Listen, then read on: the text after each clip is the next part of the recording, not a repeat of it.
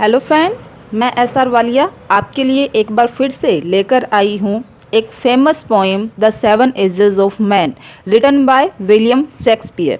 William Shakespeare is known a very great English poet, actor and also called bard of Avon. ये एक बहुत ही famous कवि हुए हैं, अभिनेता हुए हैं, नाटककार भी हुए हैं और इनको बार्ड ऑफ अवॉन भी कहा जाता है।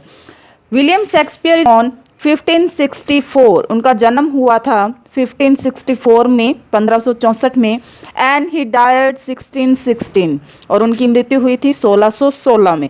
और आज जिस पोइम को हम पढ़ने जा रहे हैं the seven ages of man, मानव की सात अवस्थाएं, वो उन्हीं के एक famous monologue As You Like It, ये उनका एक फेमस प्ले हुआ है, एक मोनोलॉग हुआ है, एकालाप है एज यू लाइक इट, उसी के अंदर से ये पोइम ली गई है।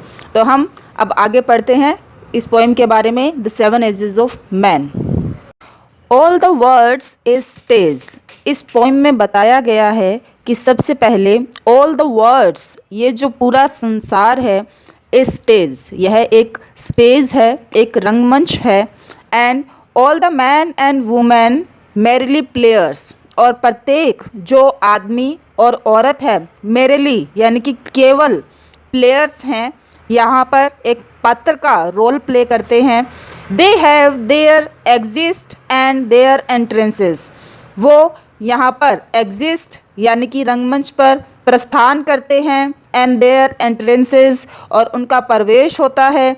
And one man in his time plays many parts, एक आदमी, one man in his time, अपने टाइम ड्यूरेशन के दौरान, अपने पीरियड्स के दौरान, प्लेज मैनी पार्ट्स, काफ़ी सारे अपने रोल प्ले करता है। His acts being seven ages, और उन्हीं उसके एक्ट को कहा गया है सेवन एजेस ऑफ मैन, यानी कि मानव की सात अवस्थाएं। इसमें यही बताया गया है कि ये जो संसार है, ये जो दुनिया है, वो एक रंगमंच के समान है।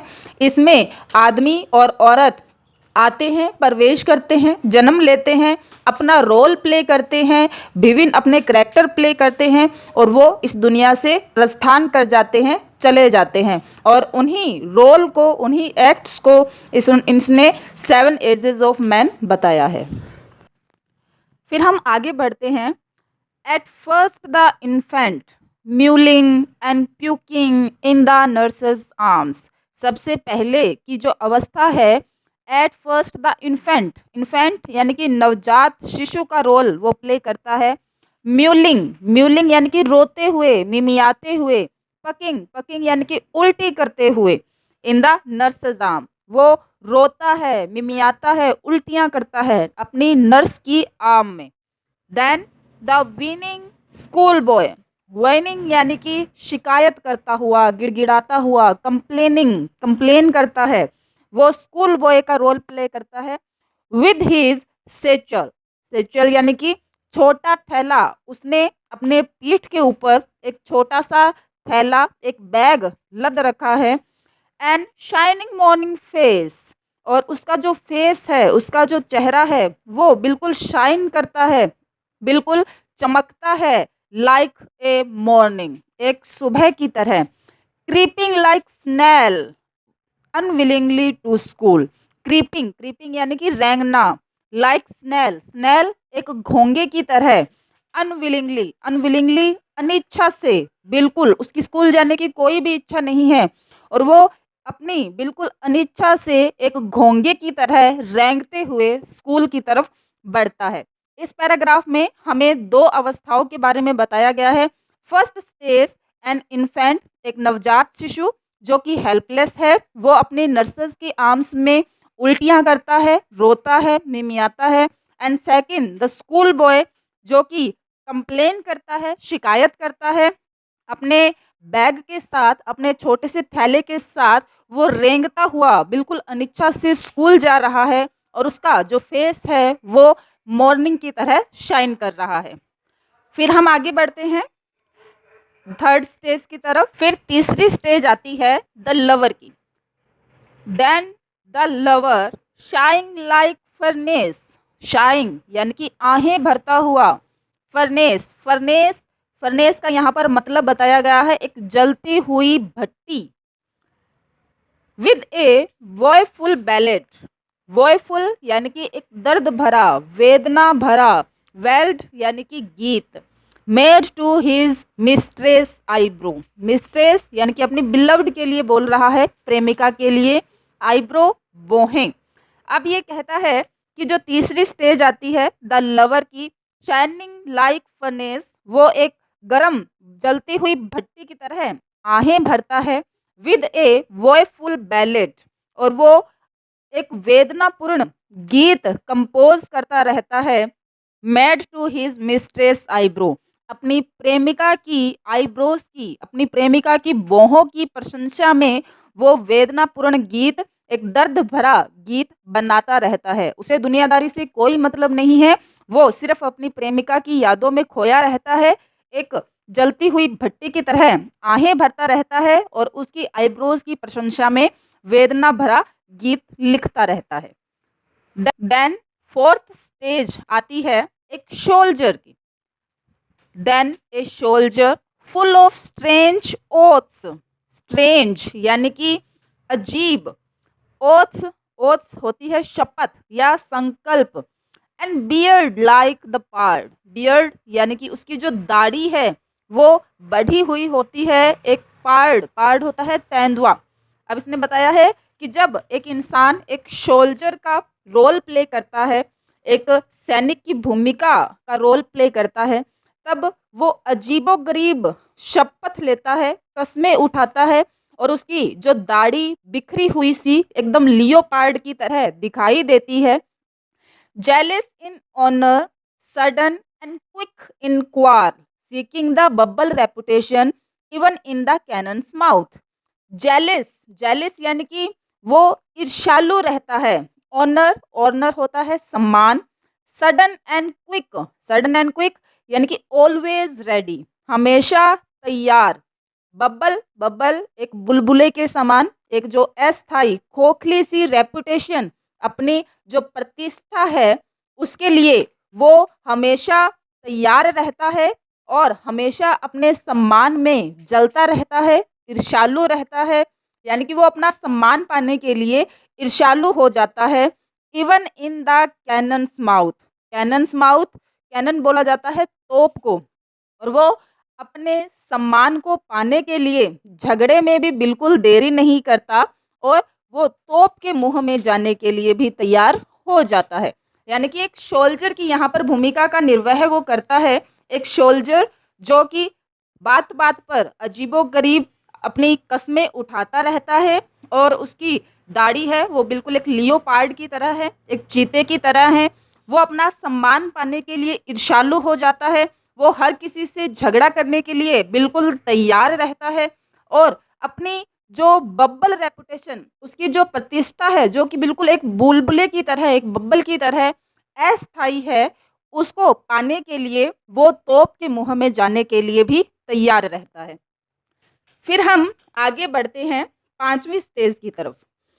पांचवी स्टेज द जस्टिस, यानी कि एक न्यायाधीश की भूमिका का वो निर्वहन करता है। And then the justice in fair round belly with good capon lined.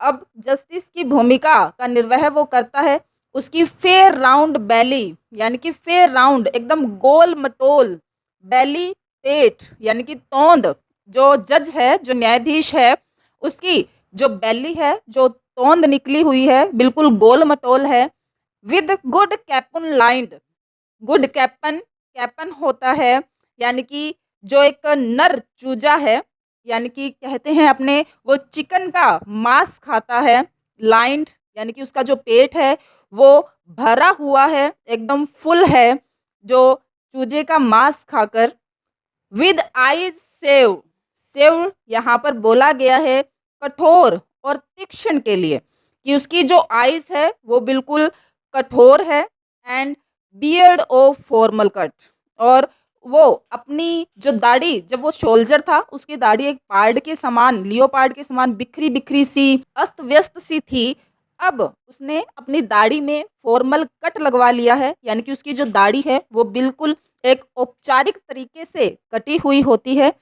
Full of wise साज, वाइज यानी कि बुद्धिमत्ता पूर्ण, साज साज होता है कहावतें या युक्तियां, यानी कि वो कोई भी बात करता है बोलते समय वो बुद्धिमत्ता पूर्ण एकदम वाइज कहावतें और युक्तियों का उपयोग करता है।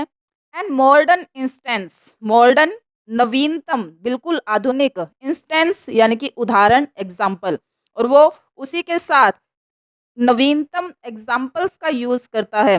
पहले जब वो सोल्जर का रोल प्ले करता था तो वो बात बात पर झगड़ा करता था, अपनी बब्बल रेपुटेशन के लिए हर किसी से झगड़ा करने के लिए, लड़ने के लिए तैयार रहता था। लेकिन अब जब वो न्यायाधीश का रोल प्ले कर रहा है तो वो हर बात को बहुत सोच समझ के, बहुत अच्छे से विचार करके कहता है, और अपनी बातों के अंदर जो मॉडर्न इंस्टेंस हैं, जो नवीनतम उदाहरणों का वो यूज करता है, और अपनी बातों में बुद्धिमत्तापूर्ण तर्क, कहावतें और युक्तियों का वो यूज करता है।